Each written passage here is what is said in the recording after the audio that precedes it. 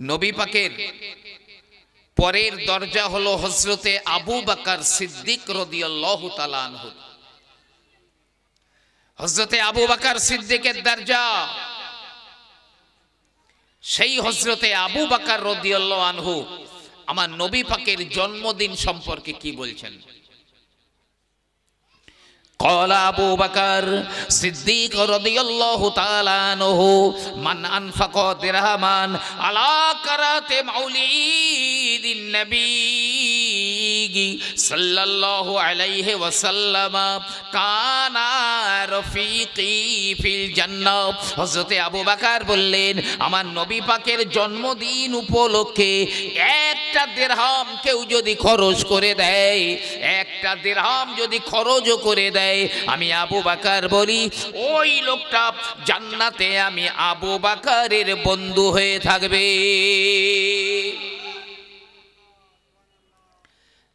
ভাই, জান্নাতে আবু বকর সিদ্দিকের বন্ধু হয়ে থাকার ভাগ্যটা খুব ছোট মনে করলেন? সে যে মানুষ হয়ে দুনিয়াতে জন্মেছিল, এই মানব জন্ম তার সার্থক হয়ে গেল। জি, এরপরে আসুন হযরতে ওমর রাদিয়াল্লাহু তাআলা আনহু কি বলছেন। যে ওমর সম্পর্কে আল্লাহর নবী বললেন, লাউ কানা বাদি নাবিয়্যুন লাকানা ওমর, আমার পরে কেউ যদি নবী হতো অবশ্যই ওমর নবী হতো। ওই হযরতে ওমর রাদিয়াল্লাহু আনহু বলেন, মান আযযামা মাউলিদিন নবী সাল্লাল্লাহু আলাইহি ওয়াসাল্লাম, যদি কেউ বিশ্ব নবী দিবসকে সম্মান করে, যদি ইজ্জত করে, নবী দিবস হয়, ওই নবী দিবসকে যদি কেউ সম্মান করে, তাজিম করে, তাহলে যেন ফাকান মান আযযামা মাউলিদিন নবী ফাকাদ হালি ইসলাম, ওই লোকটা যেন ইসলাম ধর্মটাকেই জিন্দা করে দিল।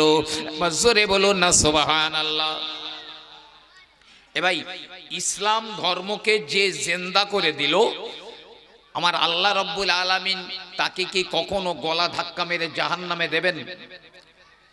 ইসলাম ধর্মকে সে পুরো জিন্দা করে দিল, যে নবী দিবসকে সম্মান করলো। যে উসমান গনি রাদিয়াল্লাহু তাআলা আনহুকে আল্লাহর নবী পর পর দুটো কন্যার সঙ্গে বিয়ে দিয়েছিলেন, যারই কারণে যুন্নুরাইন বলা হয়, দুটো নূরের অধিকারী বলা হয়, দুই নূরের অধিকারী। আচ্ছা ভাই, এখানে একটা কথা বলি, নবী পাকের দুই মেয়েকে পর পর একজনা ইন্তেকাল করলে আর একজনের সঙ্গে নবী বিয়ে দিয়েছিলেন, তো এই কারণে ওসমান গনিকে দুই নূরের অধিকারী বলা হয়। খালি নবী পাকের দুটো কন্যাকে এখানে নূর বলা হচ্ছে, তা নবী পাকের কন্যারা মেয়েরা যদি নূর হয়, তাহলে নবী কিসের? মাটির বলে মনে হয়। জি, আল্লাহর নবী বলেন, উসমান এত লজ্জাশীল, আল্লাহর ফেরেশতারা ওসমানকে দেখে লজ্জায় মাথাটা নিচু করে দেয়। ওই হযরতে ওসমান গনি রাদিয়াল্লাহু তাআলা আনহু বলেন, মান আনফাকা দিরহামান আলা কারাতে মাউলিদিন নবী সাল্লাল্লাহু আলাইহি ওয়াসাল্লাম ফাকান্নামা শাহিদা গাজওয়াতা বদর ওয়া হুনাইন। কেউ যদি নবী দিবস উপলক্ষে এক দিরহামও চাঁদা দিয়ে দেয়, খরচ করে দেয়, তাহলে যেন সে আমার রাসূলুল্লাহর সঙ্গে বদরের যুদ্ধে হাজির ছিল এবং হুনাইনের যুদ্ধে হাজির ছিল। এ ভাই, কম কথা? কিয়ামতের দিনে বদরের যুদ্ধের সাহাবারা যে লাইনে দাঁড়াবে, আর নবী দিবস উপলক্ষে এক দিরহাম যারাও খরচ করে, তাদেরকে আল্লাহ সেই কাতারে দাঁড় করাবেন। যাই তাই কথা?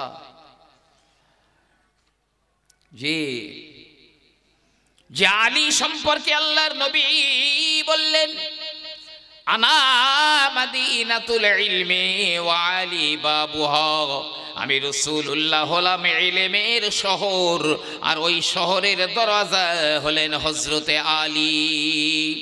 ওই হযরতে আলী রাদিয়াল্লাহু আনহু বলেন, মান আযযামা মাউলিদিন নবী সাল্লাল্লাহু আলাইহি ওয়াসাল্লাম লা ইয়াখরুজু মিনাদ দুনিয়া ইল্লা বিল ঈমান ওয়া ইয়াদখুলুল জান্নাতা বিগাইরি হিসাব।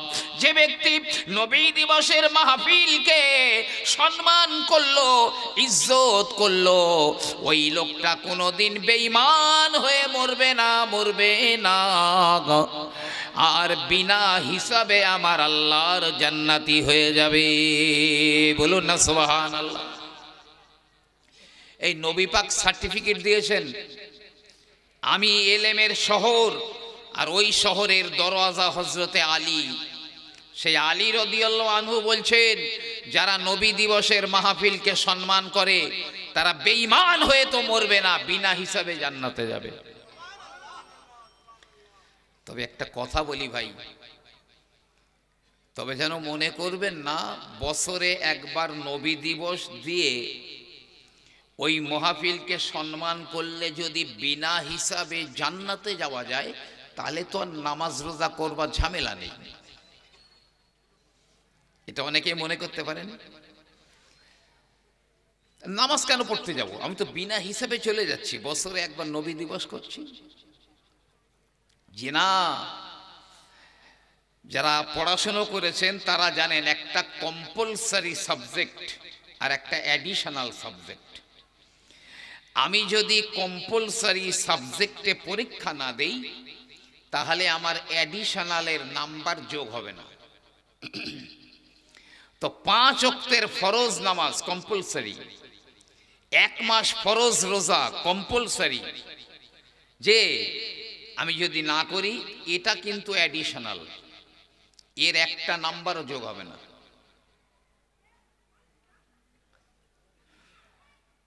নবী দিবস পালন করছি, বিশাল গুরুত্ব আছে, তবে নামাজ অবশ্যই ফরজ, ওয়াজিব, সুন্নতে মুআক্কাদা এই কাজগুলো করতেই হবে, তাহলে এ নাম্বার যোগ হবে। আমার ভাইরা হযরতে হাসান বসরি রাহমাতুল্লাহ আলাইহি বলেন, ওয়াদাতু লাউ কানা লি মিসলু যাহাবা উহুদিন ফানফাকতুহু আলা কারাতে মাউলিদিন নবী। হযরতে হাসান বসরি হুজুর বলেন, যদি আমার আল্লাহ পাক আমাকে উহুদ পাহাড় পরিমাণ সোনা আমাকে দিতেন, আমি যদি উহুদ পাহাড় পরিমাণ সোনার মালিক হয়ে যেতাম, তাহলে আমি নবী দিবস উপলক্ষে ওই পাহাড় পরিমাণ সোনা সবই খরচ করে দিতাম, সব দান করে দিতাম। আমার মতো খুচরো মৌলবি না, প্রথম সারির আল্লাহর ওলি। আপনাদের অসুবিধা হচ্ছে ভাই নাকি?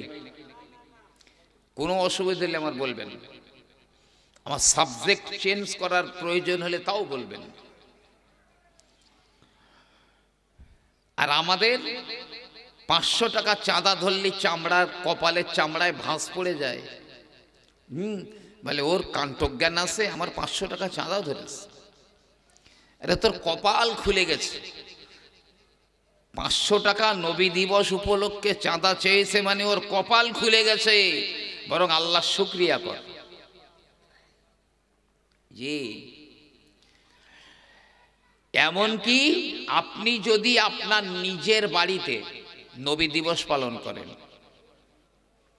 কতটা লাভ হবে আপনার জানেন? আপনার নিজের বাড়িতে, আমি একদম পড়াশোনা করে বলছি আমার ভাইরা বাবাজিরা, কিতাবের ভিতরে লেখা রয়েছে, মামিন মুসলিমিন কারা ফি বাইতিহি মাউলিদিন নবী সাল্লাল্লাহু আলাইহি ওয়াসাল্লাম, কোন মুসলমান যদি নিজের বাড়িতে নবী দিবস পালন করে, মিলাদুন নবী পালন করে ইল্লা রাফাআল্লাহু তাআলা আল কাহাতা ওয়াল ওবা, আমার আল্লাহ পাক ওই বাড়ি থেকে আগামী 1 বছরের জন্য কোনো প্লেগ রোগ দেবেন না, কোনো দুর্ভিক্ষ কষ্ট দেবেন না। তার বাড়িতে খাওয়ার কষ্ট হবে না 1 বছর, পড়ার কষ্ট হবে না। তার বাড়িতে প্লেগ একটা মহামারী রোগ, ওই রোগ 1 বছরের মধ্যে তার বাড়ি ঢুকবে না। আর কি আল্লাহ রাকা ওয়াল গরাক, ওই বাড়িতে আগামী 1 বছরের ভিতরে আগুন লাগবে না, ওই বাড়িতে আগামী 1 বছরের ভিতরে কেউ পানিতে ডুবে মরবে না। শুধু তাই নয়, এমনি করে কিতাবের ভিতরে লেখা রয়েছে এমনিতে আগামী 1 বছরের ভিতরে ওয়াল আফাত, কোনো মহামারী রোগ আসবে না, করোনা আসবে না, কলেরা ঢুকবে না, বসন্ত ঢুকবে না, ওমিক্রন ডেমিক্রন কোনো রোগ, আসমানি মহামারী জিসমানি মহামারী, আপনার জমিনে মহামারী ওর বাড়িতে 1 বছর আসবে না, 1 বছরের মধ্যে আসবে না। আর কি ওয়াল্লুসুসা, আগামী 1 বছর ওই বাড়িতে চুরি হবে না। শুধু তাই নয়, ওই ব্যক্তি যখন মারা যাবে, যখন কবরের মধ্যে দাফন করে দেওয়া হবে, আমার আল্লাহ পাক ওর জবান দিয়ে মুনকার আর নাকিরের সওয়ালের জবাবগুলো আসানির সঙ্গে বার করে দেবেন। যদি কারোর বাড়িতে নবী দিবস পালন করে, সব বাড়ি বাড়ি না হলে আমরা এক জায়গায় করি, সবাই মিলে সহযোগিতা করে এক জায়গাতেই করি, আর এর বদলা অবশ্যই তারা পাচ্ছেন, ইহকালেও পাচ্ছেন, পরকালেও ইনশাল্লাহ তো পাবেন। আমি একটা কিতাবের নাম বলছি, ওয়াসাইল ফি শারহি শামাইল, লেখক আল্লামা জালালউদ্দিন সুয়ুতি রহমাতুল্লাহ আলাইহি, যিনি তফসিরে জালালাইন শরীফের প্রথমার্ধের তফসির করেছিলেন। আল্লামা জালালউদ্দিন সুয়ুতি কি বলছেন? মা মিন বাইতিন আও মসজিদিন আও মুহাল্লাতিন ইল্লা ফিহি কুরিয়া মাউলিদিন নবী সাল্লাল্লাহু আলাইহি ওয়াসাল্লাম ইল্লা হাফাতিল মালাইকাতু যালিকাল বাইতা আবিল মসজিদা আবিল মুহাল্লা ফা ইন্নাহুম ইউসাল্লুনা আলা আহলি যালিকাল মাকান ইলা আখির।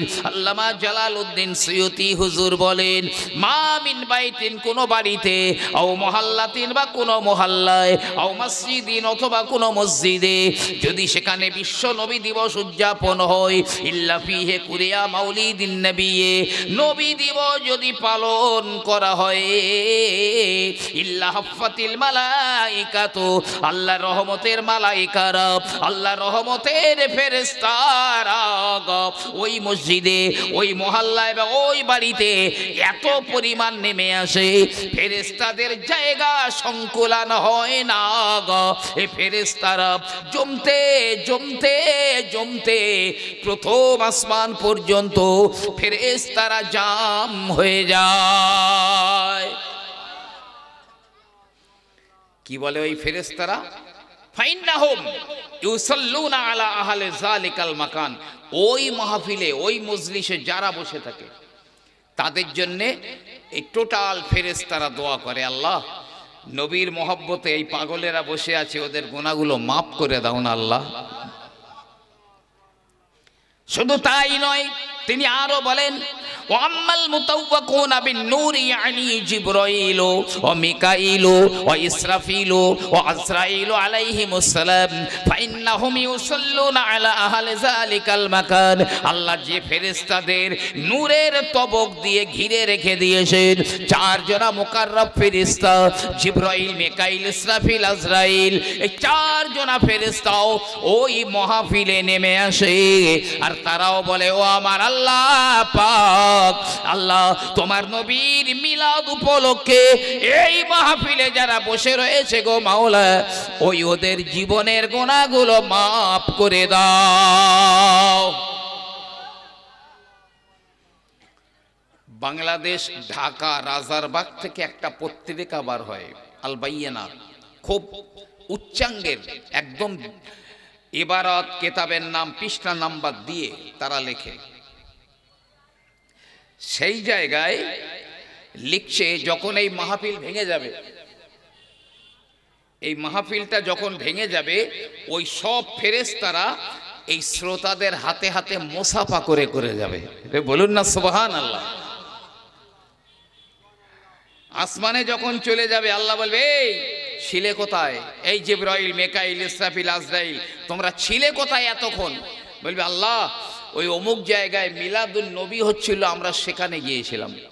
আমার আল্লাহ রাব্বুল আলামিন বলবেন, এ আমার মালাইকারা, ও জিবরাইল, মিকাইল, ইসরাফিল, আজরাইলেরা, শুনে রেখে দাও গো, আমি আল্লাহ আমার ইজ্জতের কসম করে বলি গো, আমার নবীর ভালোবাসায়, আমার নবীর মহাব্বতে ওই মজলিসে যারা হাজির হয়েছিল, আমি আল্লাহ তাদের জীবনের গুনাহগুলো মাফ করে দিয়ে আমার দয়ার জান্নাতি বানিয়ে দিলাম। যে নবী দিবস যাইতাই মনে করেন না, ফেসবুক দেখে বেদাত বলা শুরু করেন না।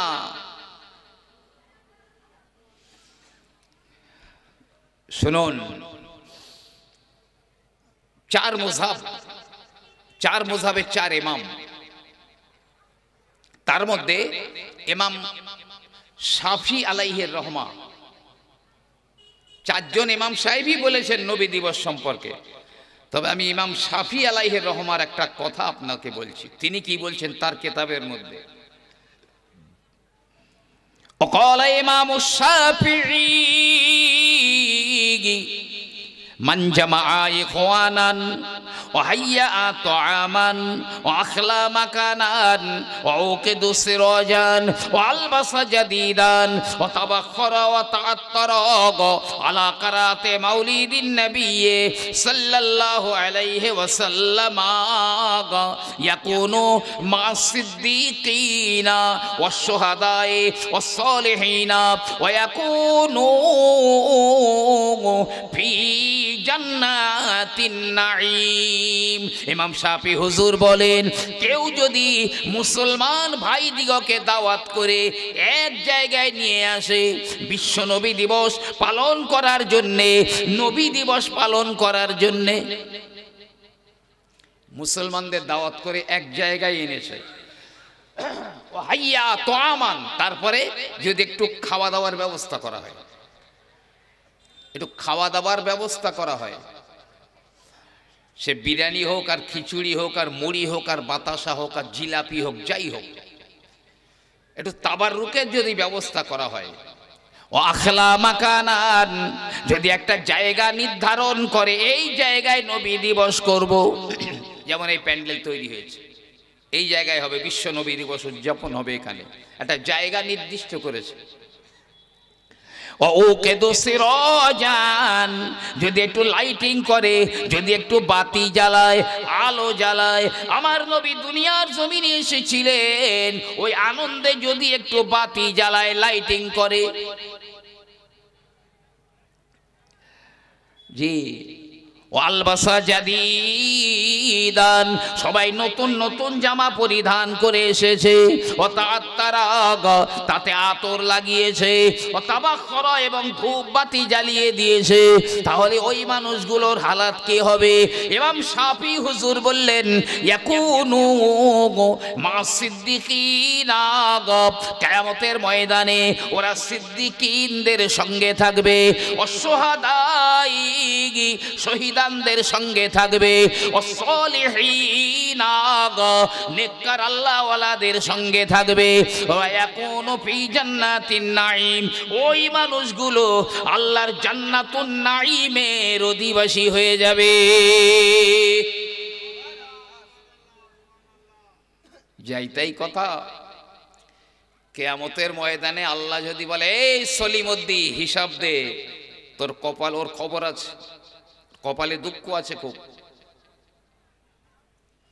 বহুত দুঃখ আছে কপালে, এই নবী দিবস কিতাবের মধ্যে এসে মামিন মুসলিমিন কারা মাউলিদিন নবী আলাল মায়ে, কেউ যদি নবী দিবস পালন করে পানির উপরে ফোঁক দেয়, মিলাদ পড়ে পানিতে ফোঁক দেয়, ফামান শারিবা মিনহু, তারপরে ওই পানি যদি কেউ পান করে, দাখালা কলবিহি আলফা নূরে ওয়া হিকমা, আমার আল্লাহ পাক ওই ব্যক্তির কলবে 1000 নূর ঢুকিয়ে দেবেন, 1000 হিকমত আমার আল্লাহ ওই অন্তরে ঢুকিয়ে দেবেন। আমার আল্লাহ পাক ওই ব্যক্তির দেহের ভিতর থেকে 1000 রোগ বিমারি রোগের জীবাণু বার করে দেবেন। সেই নবী দিবস মিলাদুন নবী, যাইতাই কিছু মনে করেন না যেন।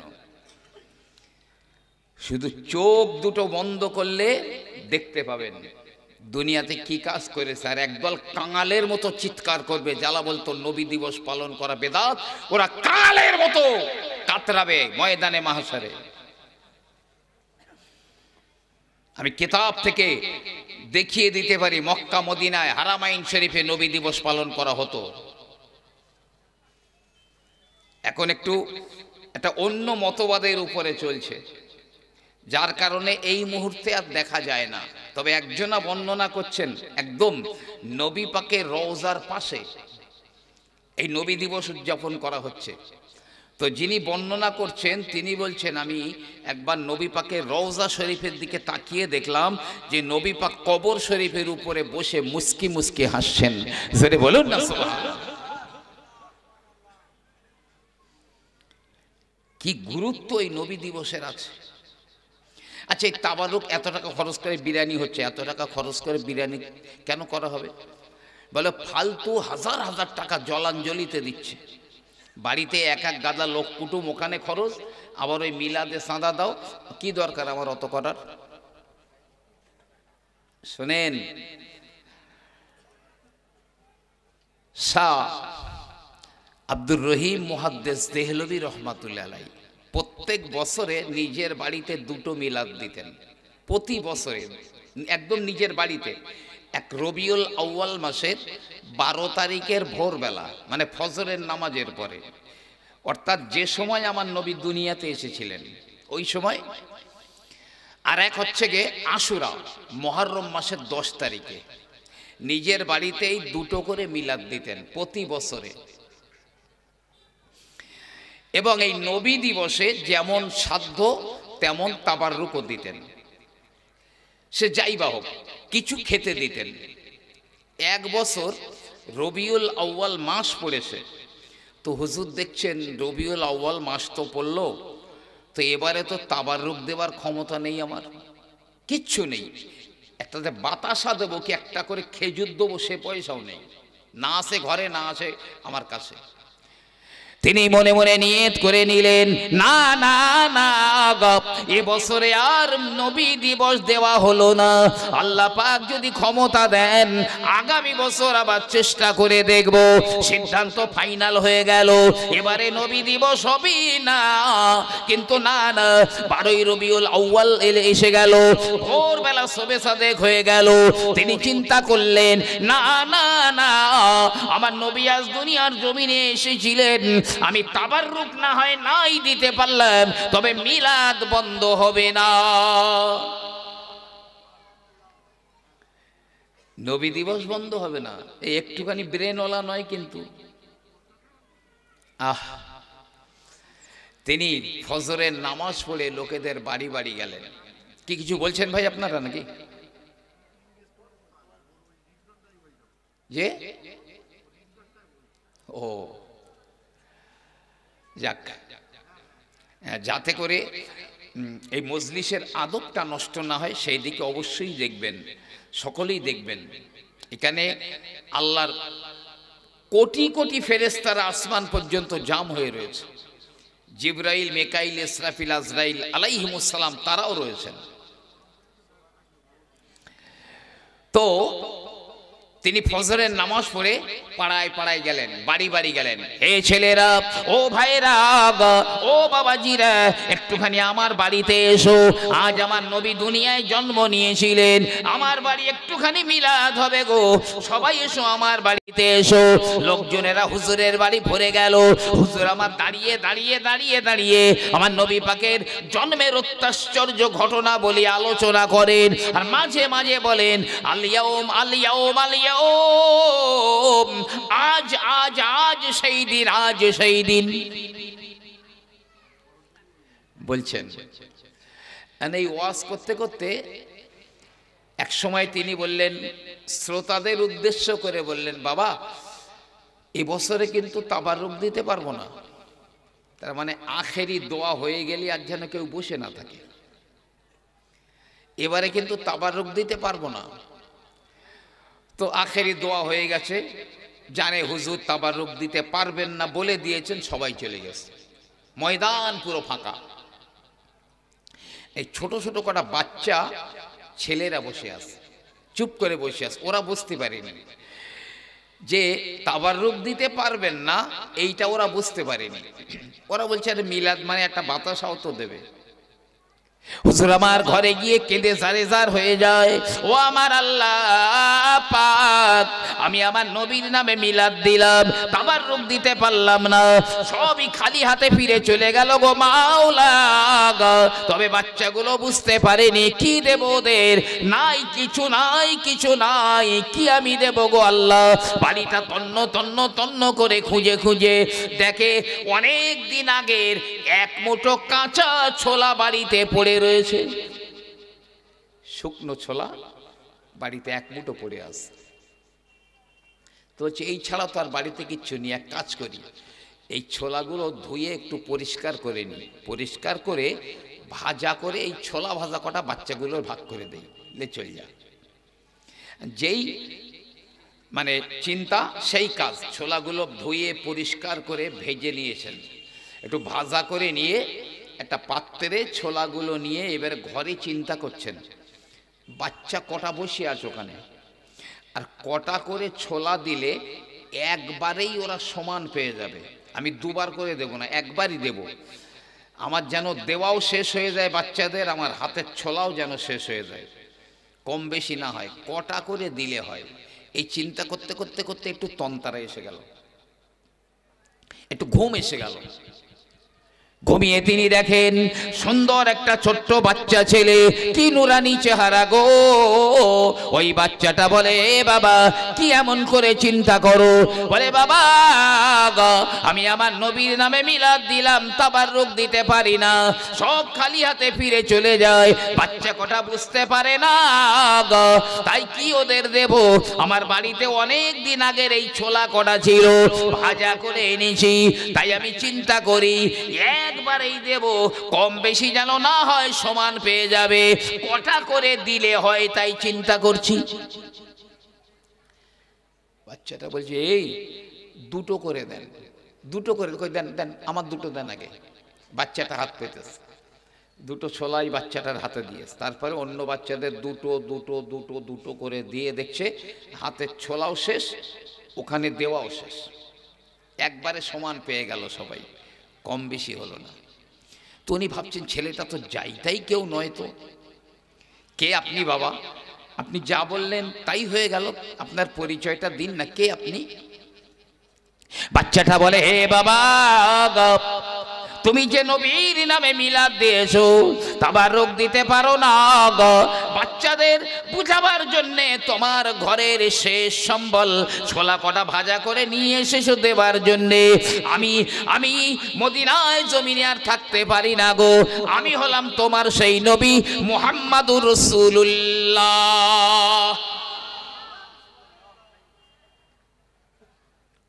ঘুম ভেঙে গেল, স্বপ্ন ভেঙে গেল।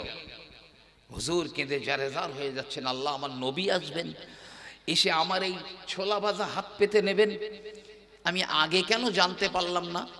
তাহলে আমি যে ঘরটায় বাস করি ওই ঘরটা বিক্রি করে দিতাম, দিয়ে ওই টাকায় তাবাররুক করে দিতাম, ওই টাকায় তাবাররুক করে দিতাম আমি। অত বড় একটা মুহাদ্দিস, আমি আগেই বলি সে আমার মতো খুচরো মৌলবি না। খুব কাঁদছেন, কাঁদতে কাঁদতে ছোলাগুলো নিয়ে বাইরে এসে দাঁড়িয়েছেন, বাচ্চাগুলো সব লাইন দিয়ে দাঁড়িয়েছে। উনি স্বপ্নে যেমন দুটো করে দিচ্ছিলেন, ওই দুটো দুটো করে ছোলা দিচ্ছেন। দিতে দিতে দেখছেন ছেলেদের দেওয়াও শেষ, হাতের ছোলাও শেষ। মানে স্বপ্নে যা হয়েছিল বাস্তবেও তাই হলো। দুটো করে ছোলা নিয়ে বাচ্চারা বাড়ি চলে গেল। হুজুর আমার ঘরে শুয়ে গড়াগড়ি দিয়ে কেঁদে কেঁদে বলে, মাওলা, ও আমার মাওলা গো, আমার নবী আসবেন আমার এই মিলাদে গে, কেন আমি আগে জানতে পারলাম না? ও আমার আল্লাহ পাক, আমি যদি আগে জানতে পারতাম আমার ঘর বাড়ি বিক্রি করে মিলাদের তাবাররুক করে দিতাম। এই কানতে কানতে কানতে কানতে এক সময় ঘুমিয়ে পড়েছেন। ঘুমিয়ে পড়ে স্বপ্ন দেখেন ওই তো মদিনার সবুজ গম্বুজের নিচে আমার রাসূলুল্লাহ বসে রয়েছেন, সাহাবায়ে কেরামেরা গোল হয়ে বসে আছেন। আমার নবী পাকের সামনে সোনার একটা খাঞ্চা রয়েছে, ওই খাঞ্চার মাঝখানে এক মুঠো ছোলা ভাজা পড়ে আছে। উনি বলছেন, আমার লাইফে আমি এত সুন্দর সোনার খাঞ্চা কখনো দেখি না। আবার হুজুরের পাশে চারিপাশে অনেক কোয়ালিটির খাদ্য সব সাজানো রয়েছে। আর উনি বলছেন, আমি যে এই মিলাদে ছোলা ভাজা দিলাম ও কথাও আমার আর মনে নেই। উনি তো এবার স্বপ্নে স্বপ্নে হচ্ছে এটা। তিনি বলেন, হে আল্লাহর নবী, ওগো হাবিবুল্লাহ, আমি এত সুন্দর সোনার খাঞ্চা কখনো দেখি না গো, কিন্তু ওই খাঞ্চায় কেন ছোলা ভাজা পড়ে রয়েছে গে? আপনার চারিদিকের এই খাবারগুলো বাকি। হুজুর আমার বললেন, বাবা শোনো, তুমি যে আমার নামে মিলাদ দিয়েছিলে, আমার জন্মদিন উপলক্ষে মিলাদ দিয়েছিলে, তাবাররুক দিতে পারো না, এই ছোলা কটা ভাজা করে বাচ্চাদের দেওয়ার জন্য তুমি নিয়ে এসেছিলে। হে বাবা গো, তোমার ওই ছোলা ভাজা নেওয়ার জন্যে যখন বাচ্চারা লাইন দিয়ে দাঁড়িয়েছিল, ওই লাইনের প্রথমেই আমি রাসূলুল্লাহ দাঁড়িয়েছিলাম, হাত পেতে তোমার দুটো ছোলা আমি সবার আগে নিয়েছিলাম। এ তোমার সেই ছোলা ভাজা বাবা, আমি এই সাহাবাদের নিয়ে তোমার এই ছোলা ভাজা খাওয়ার জন্য বসেছি গো। আর এই যে চারিদিকে খাবার দেখছো না, আমার উম্মতরা আমার নামে মিলাদ দিয়েছে, আমার মিলাদ উপলক্ষে কোনো মাহফিল করেছে, তারা যে তাবাররুক করেছে সেই তাবাররুক আমার আল্লাহ পাক আমার দরবারে পৌঁছে দিয়েছে। বলুন না সুবহানাল্লাহ। যদি মাল হালাল হয়, হালাল পয়সার তাবাররুক যদি হয়, নবী দিবসের মাহফিলের তাবাররুক কেউ যদি নিয়ত করে খায়, আল্লাহ তার শরীর থেকে 70টা রোগ দূর করে দেবেন। যে নবী পাক, আচ্ছা আমরা তো মিলাদ দিচ্ছি, তা নবী পাকেতে খুশি না বেজার? যে মুখে বললে হবে না নবী খুশি, আমার বাস্তবে দেখাতে হবে। আমি নামটা ভুলে যাচ্ছি, এক ব্যক্তি নবী পাককে স্বপ্ন দেখেছেন। আল্লামা কারামত আলী জৌনপুরী সাহেব রহমাতুল্লাহ আলাইহি তার কিতাবে লিখেছেন। স্বপ্ন দেখে বলছি, আর রাসূলুল্লাহ, আমরা তো আপনার জন্মদিন উপলক্ষে মিলাদ করি, টাকা পয়সা সোনা দানা ভালো ভালো খাবার তৈরি করে বিতরণ করি, তো এ সম্পর্কে আপনি কি বলেন? নবী পাক মুস্কি হেসে বলছেন, তোমরা অবশ্যই ওইগুলো আমার জন্মদিন উপলক্ষে তোমরা করো, আমি রসুল খুশি, রসুল খুশি। বলুন না সুবহানাল্লাহ। আমার ভাইরা বাবাজিরা, বগদাদ শরীফের ভিতরে একটা মহল্লা ছিল। ওই মহল্লায় মুসলমানেরা বাস করত, আবার ইহুদিরাও বসবাস করত। ইহুদি এবং মুসলমানেরা একসঙ্গে বসবাস করত। একদিন একটা বাড়িতে স্বামী আর স্ত্রী ইহুদি, তারা ওই ইহুদি স্ত্রী স্বামীকে বলল, ও স্বামী গো, আমাদের প্রতিবেশী মুসলমানেরা বছরে একদিন ওরা ভালো ভালো খাবার তৈরি করে খুশি খুশি লোকের বিতরণ করে দেয়, টাকা পয়সা সোনা দানা দান করে দেয়। ব্যাপারখানা কি? বছরে একদিন ওরা খুব ভালো ভালো খাবার তৈরি করে খুব আনন্দের সঙ্গে লোকেদের দান করে, টাকা পয়সা সোনা দানা দান করে। কি ব্যাপার? তো স্বামী বলছে হয়তো ওদের একটা নবী আছে, আর সেই নবীর জন্মদিন উপলক্ষে ওরা আনন্দ করে খাবার বিতরণ করে, টাকা পয়সা সোনা দানা দান করে। ইহুদি মহিলা বলছে বাদ দাও তো, আমিও সব নবী মানিনি, বাদ দাও। এখন ওই পর্যন্ত ব্যাপারটা শেষ হয়ে গেল। রাতের বেলা ঘুমিয়ে আছে মহিলা, ঘুমিয়ে স্বপ্ন দেখছে দূর থেকে একটা নুরানি কাফেলা আসছে, কি সুন্দর, আর তাদের মাঝখানে আর একজনা রয়েছে, তার চেহারা পূর্ণিমার চাঁদকেও হার মানায়। যে চাঁদের জ্যোতি বেশি না নবী পাকের চেহারার জ্যোতি বেশি? পূর্ণিমার চাঁদের রাতে, ধবধবে পূর্ণিমার চাঁদ, রাতের বেলায় নবীজি বসে আছেন, অনেক সাহাবারা বসে আছেন। হযরতে জাবের রাদিয়াল্লাহু তাআলা আনহু একবার আকাশের দিকে তাকান, আর একবার আমার রাসূলের চেহারা মোবারকের দিকে তাকান। বারে বারে বারে বারে বারে বারে এমন করেন, একবার নবী পাকের দিকে, একবার আকাশের দিকে তাকান। আল্লাহর নবী বললেন, এ বাবা জাবের, তুমি কেন একবার আকাশের দিকে তাকাও আর একবার আমার দিকে তাকাও? হযরতে জাবের রাদিয়াল্লাহু আনহু বললেন, আল্লাহর নবী গো, আমি দেখছিলাম আকাশের চাঁদের জ্যোতি বেশি না মদিনার চাঁদের জ্যোতি বেশি? আল্লাহর নবী গো, আমি দেখলাম আকাশের চাঁদের চাইতে মদিনার চাঁদের জ্যোতি বেশি।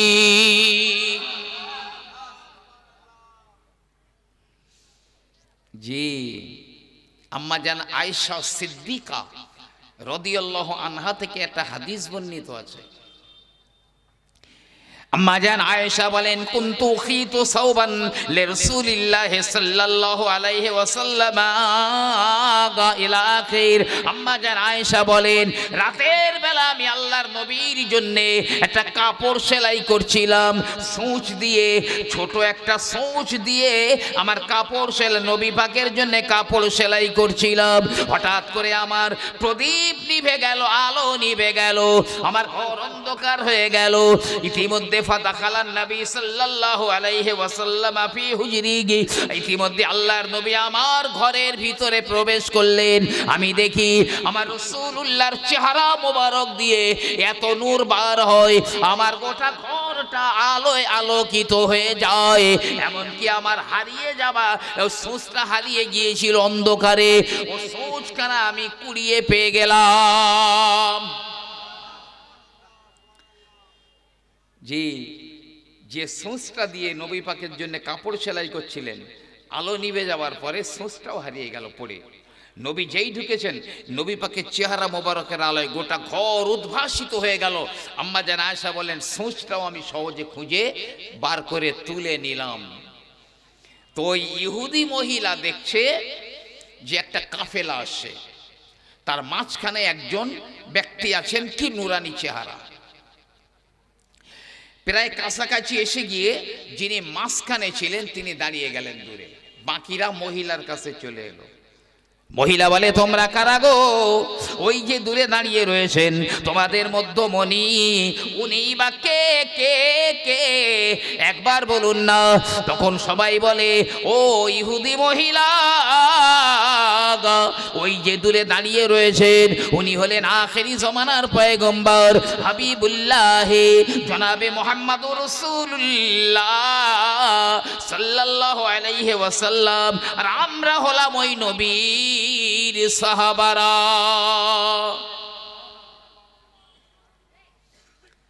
ওই ইহুদি মহিলা বলছে, ওগো আমি একটু তোমাদের নবীর সঙ্গে আমি একটু কথা বলবো, তো তোমাদের নবী কি আমার সঙ্গে একটু কথা বলবেন? কথা বলবেন? সাহাবারা বলছেন, হ্যাঁ হ্যাঁ, কেন বলবেন না। আল্লাহর নবী চলে এলেন, মহিলাটা বলছে, ওগো মুসলমানদের নবী, আমি তো আপনাকে নবী বলে মানি না, আমি ইহুদিনী। তবে কোন কারণে স্বপ্নে আপনি আমাকে দেখা দিলেন? নবী আমার বললেন, ও বাবা মেয়ে আমার, আল্লাহ পাক আল্লাহ তাআলা তোমার কপালে জান্নাত রেখে দিয়েছেন, ওই জান্নাতের খবর দেওয়ার জন্য আমি নবী এসেছি। ইহুদিরা তো জান্নাতে যাবে না, তো বেঈমান। তো নবী বলছে কলেমা পড়ো। স্বপ্নের মধ্যে ওই মহিলা কলেমা পড়ে নিয়েছেন, লা ইলাহা ইল্লাল্লাহ মুহাম্মাদুর রাসূলুল্লাহ, কলেমা পড়ে নিয়েছেন। এ ভাই, পৃথিবীতে প্রায় ৪৫০০ কম বেশি ধর্ম আছে। সবাই যদি মনে করে আমি আমার ধর্মগ্রহণ তো মারবো, অরিজিনাল বিকৃত হয়ে গেছে যেগুলো সেইগুলো নয়, তাহলে এই লা ইলাহা ইল্লাল্লাহ মুহাম্মাদুর রাসূলুল্লাহ বলা ছাড়া কারোর গতি নেই। বেদ তো ৪টে, ঋক সাম যদু অথর্ব, ৪টে বেদ। তো এই ৪টে বেদের মধ্যে সব জায়গাতেই আছে, তবে অথর্ব বেদের মধ্যে একটা শ্লোক রয়েছে। এই শ্লোকটাকে না বলা কথা বলতো, মানে আমার অমুসলিম ভাইদের যারা ধর্মগুরু তাদের কাছে এই মন্ত্রটা ছিল না বলা কথা, মানে এই কথাটা কাউকে বলা যাবে না। কিন্তু সম্রাট আকবরের আমলে একজন সন্ন্যাসী মুসলমান হয়ে গিয়েছিল, হয়ে যাওয়ার পরে এই রহস্যটা বার করে দিয়েছে। শ্লোকটা কি জানেন? আমি বলছি, লা ইলাহা হর্তি পপম ইল্লো ইলহা পরম পদম। তোমরা যদি তোমাদের পাপগুলো মোচন করে নিতে চাও, তাহলে বলো আল্লাহ ছাড়া কোনো রব নেই, আল্লাহ ছাড়া কোনো ইলাহ নেই। লা ইলাহা হর্তি পপম ইল্লো ইলহা পরম পদম। জন্ম বৈকুণ্ঠ পারা পিনুতি তজ্জপি নাম মুহাম্মাদম। আর যদি জনম জনম জান্নাত বাস করতে চাও, স্বর্গবাস যদি করতে চাও, তবে বলো মুহাম্মাদের নাম জপ করো, মানে মুহাম্মাদুর রাসূলুল্লাহ বলো। বেদের মধ্যেই রয়েছে স্পষ্ট, এবং এগুলো প্রকাশ করেছে বই আকারে, মুসলমানরা নয়, আমার হিন্দু ভাইদের মধ্যে। জি, এই দেখেন গুরু নানক, আপনি জেন্দা বেস্তা বলেন, ত্রিপিটক বলেন, গ্রন্থ সাহেব বলেন, বেদ বলেন, বাইবেল বলেন, যাই বলেন, সবটাই আছে। গুরু নানক তো স্বতন্ত্র একটা ধর্মের প্রবর্তক। গুরু নানক শিখ ধর্মের প্রবর্তক। জি, তাদের ধর্মগ্রন্থ গ্রন্থ সাহেব, তো গ্রন্থ সাহেবের মধ্যে খোদ গুরু নানক কি বলেছে জানেন? খোদ গুরু নানক কি বলেছে? कलमा एक पुकारिया दो जहाने कोई जो कहम ना पाक है दो जुक जहन सही। বলছে সততা তোমরা কলেমায়ে তৈয়বা পড়বে, আর এই কলেমা যে পড়বে না, লা ইলাহা ইল্লাল্লাহ, এই কলেমা যে পড়বে না, দোজক জাউন সহি, অবশ্যই তাকে দোজখে যেতে হবে। নেই কোথায়? আমার নবী পাকের টোটাল বর্ণনা বেদের মধ্যে। আমি বললে আমার আলাদা একটা 2 ঘন্টা সময় লেগে যাবে। নবী পাকের টোটাল সিমটম, কবে আসবেন, কার বাড়ি আসবেন, মার নাম কি, বাপের নাম কি, টোটাল সব একদম বেদের মধ্যে আলোচনা আছে। তো ওই মহিলাকে নবী বলছেন এই ঘুমের মধ্যে হচ্ছে কলেমা পড়ো। তো ইহুদি মহিলা কলেমা পড়েছে, লা ইলাহা ইল্লাল্লাহ মুহাম্মাদুর রাসূলুল্লাহ। এখন নবী পাক ওই মহিলাকে বলছে, হে বাবা মেয়ে, তুমি কলেমা পড়ে নিয়েছো, তুমি এখন আর ইহুদি নও, এখন তুমি মুসলমান হয়ে গেলে গো বাবা গো। তুমি আমাকে কথা দাও, আমার কাছে ওয়াদা দাও গো, আগামীকাল সকালবেলা ঘুম থেকে উঠে তুমি আমার জন্মদিন উপলক্ষে তোমার মালিকানায় যা কিছু আছে, টাকা পয়সা গহনা সোনা দানা যা আছে, আমার জন্মদিনের খুশি সব তুমি দান করে দেবে। ইহুদি মহিলা বলছে, ইয়া রাসূলুল্লাহ, আমি ওয়াদা করলাম, কাল সকালে আমার মালিকানায় যা আছে আমি সব দান করব আপনার জন্মদিনের খুশিতে। সকাল হয়ে গেল, ওই মহিলা একটা টেবিল বার করেছে বাইরে করে, তার যা গহনা ছিল সোনা দানা টাকা পয়সা সব ওই টেবিলে বার করছে ওই মহিলাই। এখন ওই মহিলা দেখছে ওর স্বামী আর এক সাইডে একটা টেবিল বার করেছে করে, তার মালিকানার টাকা পয়সা যা যেখানে সে বার করছে। এখন এই মহিলা ওর স্বামীকে বলছে, হ্যাঁ গো, তো তুমি আবার ও সব কার জন্য বার করছো? স্বামী বলছে, তুমি যার জন্য বার করছো আমিও তার জন্য বার করছি। স্ত্রী বলছে, ওটা তো আমার স্বপ্ন ছিল, তুমি জানলে কিভাবে? স্বামী বলে, বেবি, গত রজনীতে গত রাত্রে আল্লাহর নবী তোমার কাছে তোমাকে কলেমা পড়িয়ে দিয়ে জান্নাতের সুসংবাদ দিয়ে তোমার কাছ থেকে যেমন ওয়াদা নিয়েছিলেন, তোমার কাছ থেকে আল্লাহর নবী আমার স্বপ্নের ভিতরে এসে আমাকেও কলেমা পড়িয়ে দিয়ে জান্নাতের সুসংবাদ দিয়ে আমার কাছ থেকে ওয়াদা নিয়েছেন আমি যেন ওই নবীর জন্মদিনের খুশিতে আমার মালিকানার সব কিছু দান করে দিই। তাহলে নবী পাকও চান তার জন্মদিনে উম্মত কিছু করুক। আচ্ছা, আল্লাহ কি করেছেন নবীর জন্মদিনে? বান্দা তো বলছে বেদাত।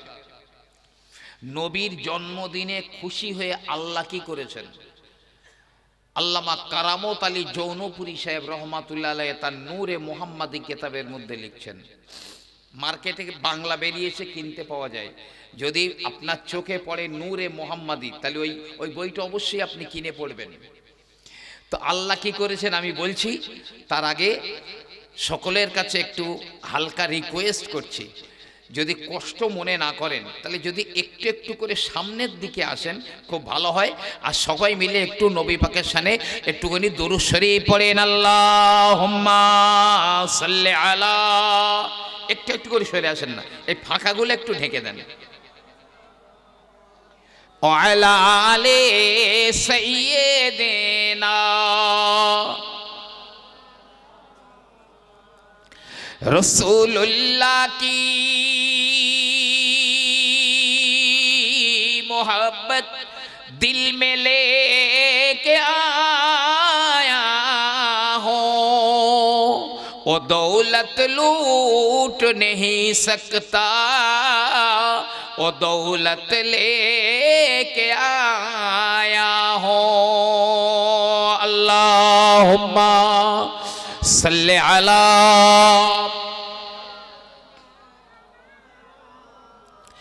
आले सैय्यिदिना। আল্লামা কারামত আলী জৌনপুরী সাহেব হুজুর লেখেন, আল্লাহর নবী যেদিন মেরাজ শরীফে গিয়েছিলেন সঙ্গে তো জিবরাইল ছিল, জিবরাইল আমিনের সঙ্গে আল্লাহর নবী প্রথম আসমানের উপরে উঠে গেলেন।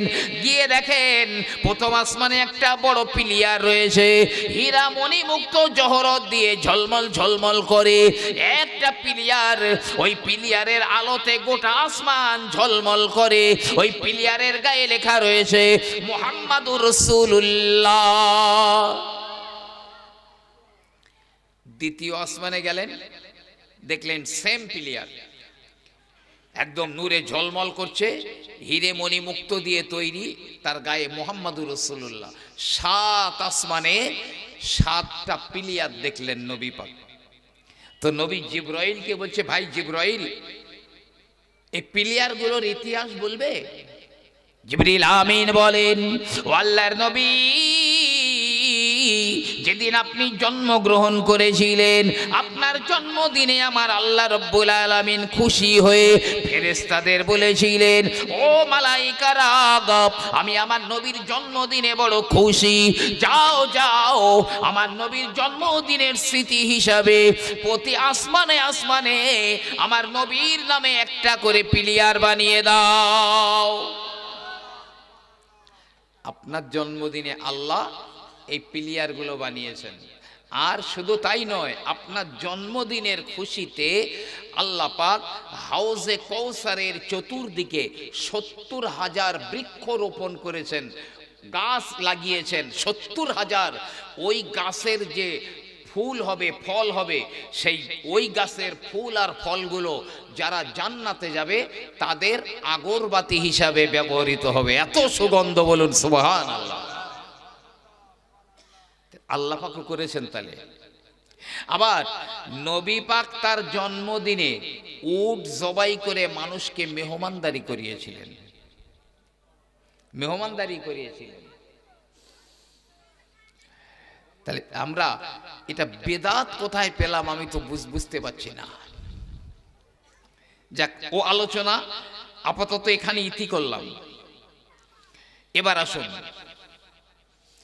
সর্বপ্রথমে আল্লাহ কি বানিয়েছিলেন? জমিন হয়নি, আসমান হয়নি, কিছুই হয়নি, শুধু আল্লাহ পাক ছিলেন। তখন আল্লাহ কি বানিয়েছেন? হযরতে জাবের রাদিয়াল্লাহু তাআলা আনহু আল্লাহর নবীকে জিজ্ঞাসা করেন, ইয়া রাসূলুল্লাহ বিআবি আনতা ওয়া উম্মি, আমার মা বাপ আপনার কদমে কোরবান হয়ে যাক, আপনি আমাকে বলে দিন সর্বপ্রথমে কবলাল আসিয়া, সব কিছু সৃষ্টির আগে আমার আল্লাহ পাক কোন জিনিস সৃষ্টি করেছিলেন? আল্লাহর নবী বললেন, ও বাবা জাবের, আউয়ালু মা খালাকাল্লাহু নূরা নাবিয়িকা, সর্বপ্রথমে আমার আল্লাহ পাক তোমার নবীর নূরকে সৃষ্টি করেছিলেন। আল্লাহ আগে থেকে একটা নূর সৃষ্টি করে রেখেছিলেন। এক সময় আল্লাহ ওই নূরটাকে ধরলেন, তার কুদরতি হাতে খামচা মেরে ধরলেন, ধরে বললেন, কুনি, হয়ে যা, হাবিবি মুহাম্মাদান, আমার বন্ধু মুহাম্মদ হয়ে যা। ওই নূরটা নূরে মুহাম্মাদি হয়ে গেল, বলুন সুবহানাল্লাহ। আর ওই নূরটাকে আল্লাহ এত সম্মান দিয়েছেন, তিনি নিজের দিকে নিসবত করে বললেন, মিন নূরি, আমার নূর থেকে আমি বানিয়েছি আমার নবীকে। আল্লাহর জাতি নূর নয়, কিন্তু আল্লাহর সৃষ্টি করা নূর। শুধু ওই নূরে মুহাম্মাদিকে সম্মান দেওয়ার জন্য আল্লাহ বলেছেন, মিন নূরি, আমার নূর থেকে বানিয়েছি। আব্দুল হক মুহাদ্দিস দেহলভী রহমাতুল্লাহ আলাইহি তার কিতাবে একটা হাদিস এনেছেন। অনেকে বলে কি জানেন, বলে ও জাল হাদিস, কেউ বলে জয়ীফ হাদিস। জি, কিন্তু আমরা হাদিস বলে জানি। আমি হাদিসটা বলি। মদিনার মসজিদে নববী শরীফে আল্লাহর নবী বসে রয়েছেন। ইতিমধ্যে জিবরিল আমিন আলাইহিস সালাম নবী পাকের দরবারে হাজির। আসসালামু আলাইকা ইয়া রাসূলুল্লাহ, নবী পাক সালামের জবাব দিলেন।